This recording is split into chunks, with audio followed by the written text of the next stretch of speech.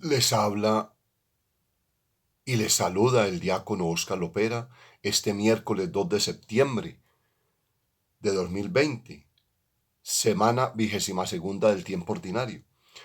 Recuerden, queridos hermanos, que estamos en el mes de la Biblia y hay algo muy interesante que nos puede ayudar a comprender más qué significa el mes de septiembre como mes de la Biblia. Se recomienda la lectura diaria de los textos bíblicos litúrgicos.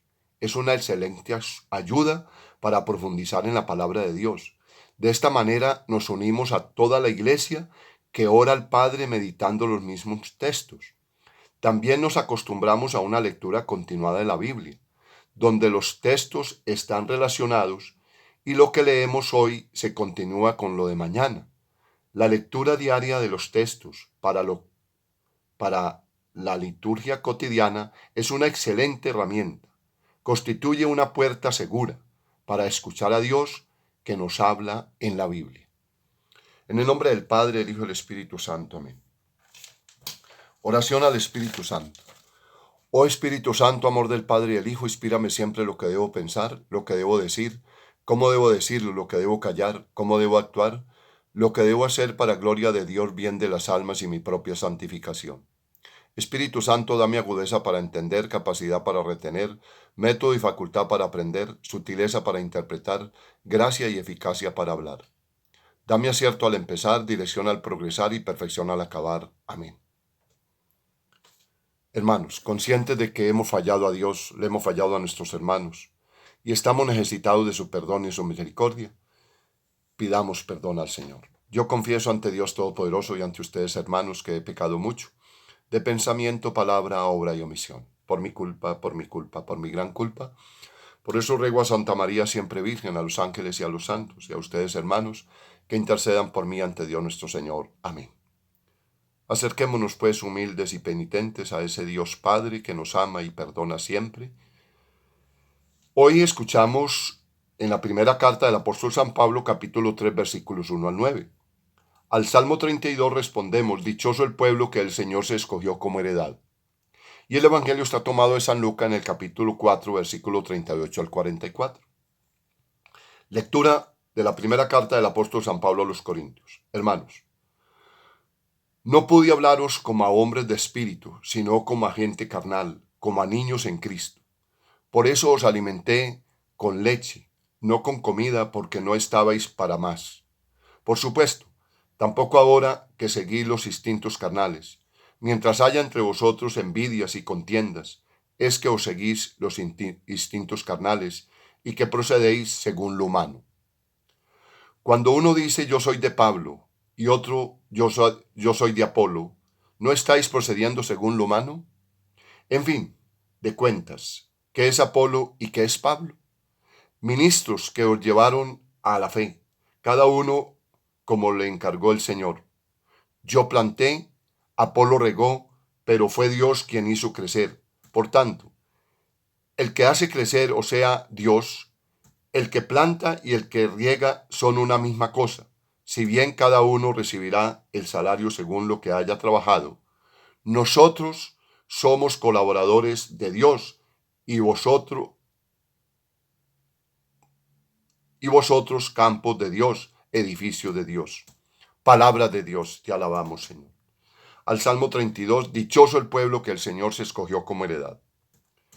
Dichosa la nación cuyo Dios es el Señor, el pueblo que Él se escogió como heredad. El Señor mira desde el cielo, se fija en todos los hombres. Dichoso el pueblo que el Señor se escogió como heredad. Desde su morada observa a todos los habitantes de la tierra, Él modeló cada corazón y comprende todas sus acciones. Dichoso el pueblo que el Señor se escogió como heredad. Nosotros aguardamos al Señor, Él es nuestro auxilio y escudo. Con Él se alegra nuestro corazón, en su santo nombre confiamos. Dichoso el pueblo que el Señor se escogió como heredad. El Señor esté con ustedes y con tu espíritu. Lectura del Santo Evangelio según San Lucas. Gloria a ti, Señor. Por la señal de la Santa Cruz de nuestros enemigos, líbranos, Señor Dios nuestro. En aquel tiempo, al salir Jesús de la sinagoga, entró en casa de Simón. La suegra de Simón estaba con fiebre muy alta y le pidieron que hiciera algo por ella. Él, de pie a su lado, increpó a la fiebre y se le pasó. Ella, levantándose enseguida, se puso a servirles. Al ponerse el sol, los que tenían enfermos con el mal que fuera se lo llevaban, y él poniendo las manos sobre cada uno los iba curando. De muchos de ellos salían también demonios que gritaban: Tú eres el Hijo de Dios. Los increpaba y no les dejaba hablar, porque sabían que él era el Mesías. Al hacerse de día salió a un lugar solitario. La gente lo andaba buscando, dieron con él e intentaban retenerlo para que no se les fuese. Pero él les dijo: También a los otros pueblos tengo que anunciarles el reino de Dios. Para eso me han enviado. Y predicaba en las sinagogas de Judea. Palabra del Señor. Gloria a ti, Señor Jesús. Vemos cómo Pablo nos da una enseñanza muy especial. Que cuando estamos llevados por el espíritu del mundo, es imposible que nos hable de lo espiritual. Por eso Pablo dice, mire, yo empecé a alimentarlos con leche, porque no podían digerir alimentos más pesados. Pero en la medida que fueron, entonces ya les fui cierto. Pero mire cómo nos hace una enseñanza también muy grande. Cuando decimos yo soy de Pablo, yo soy de Apolo, no estamos actuando según los criterios humanos. ¿Y quién es Pablo? ¿Quién es Apolo? ¿Quién fue el que dio el crecimiento?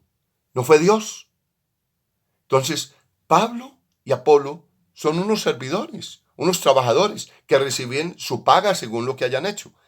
Pero Dios es el que da el crecimiento. Lo mismo nosotros. Todos somos un gran edificio. Unos somos colaboradores para que eso marche. Pero en realidad, ¿quién es el que da toda la fuerza? Todo? Es Dios. Entonces, ánimo. No pensemos más en lo humano. Porque es que mientras hayan envidias, intrigas, rivalidades, ¿cómo estamos procediendo? Según lo humano. Entonces, mire, verá que eso es una realidad muy, muy, muy difícil de manejar. Digámosle al Señor que nos ayude. Dichoso el pueblo que Él se escogió como heredad. Dios siempre nos bendice. Dios siempre está pendiente de nosotros. Dios nunca nos deja tirados.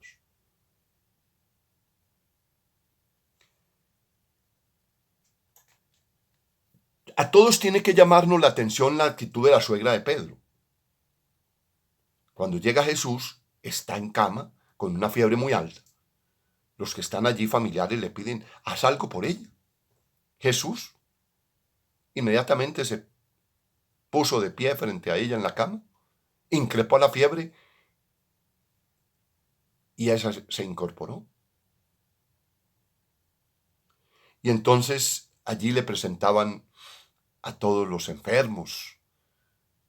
Pero antes de esto, ella se incorpora e inmediatamente se pone a atenderlos.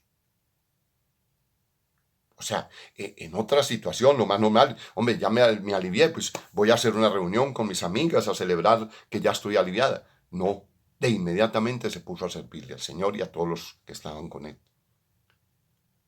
¿Cuál debe ser nuestra actitud? Nuestra actitud no debe ser una actitud de servicio.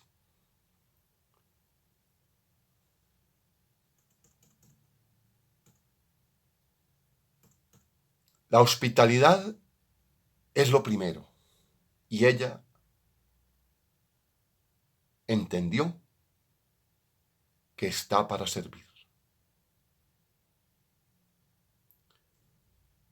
La suegra de Pedro se nos convierte en un modelo de vida cristiana, de los que han venido para servir y no para ser servidos.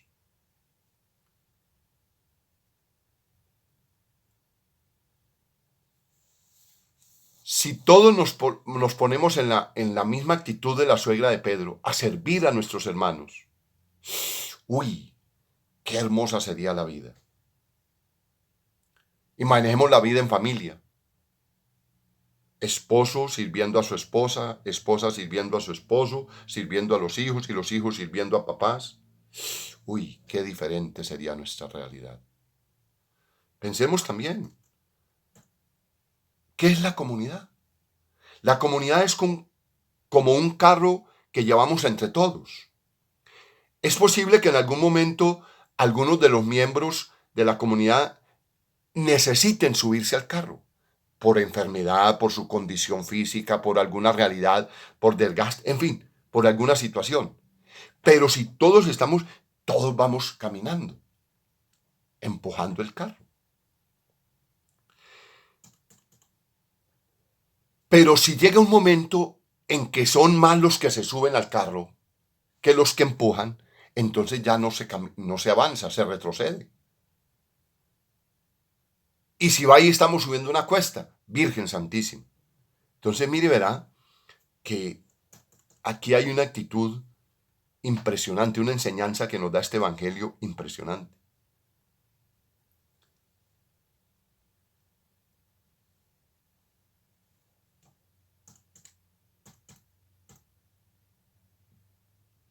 Conclusión. Vivir juntos implica siempre una actitud de servicio y un cierto grado de consenso o unidad para tirar todos en la misma dirección. Mire, por ejemplo, en la empresa.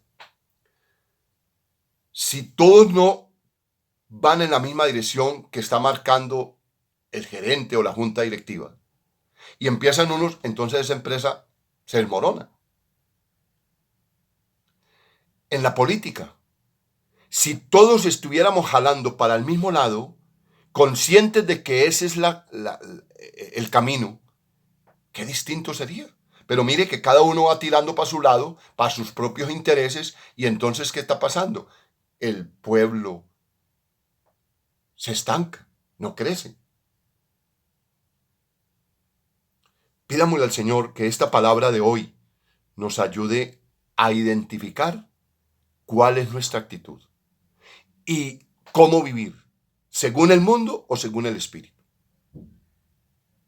Que con estos sencillos criterios y un poco de generosidad y algo de capacidad de sacrificio, seguro que nuestra comunidad termina siendo presencia del reino de Dios para todos que se acercan a ella. Esa es la idea.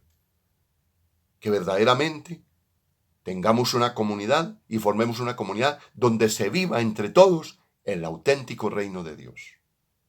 Y todos los que vayan llegando se vayan contagiando de esa experiencia de vivir el reino de Dios. Gloria al Padre, al Hijo y al Espíritu Santo, como era en un principio, ahora y siempre, por los siglos de los siglos. Amén. El Señor esté con ustedes y ese Padre amoroso les bendice en el nombre del Padre, del Hijo y del Espíritu Santo. Amén. Dios los bendiga, la Virgen los acompañe. Feliz día.